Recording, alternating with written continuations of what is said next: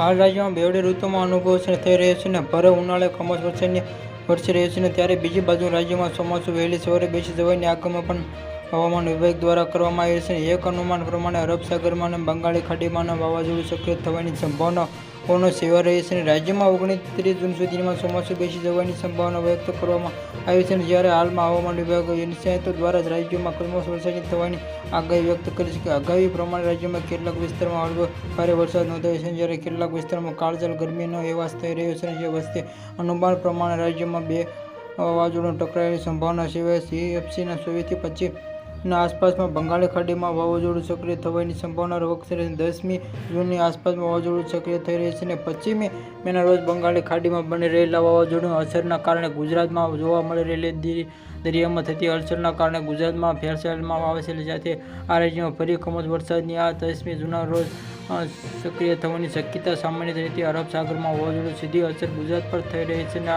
અનેક અરબ સાગરમાં બનેલા વાવાઝોડું અસર ગુજરાતમાં જોઈ બિપોરજન ગુજરાતમાં મોટી તારાજી સર્જી હતી. Subscribe my channel.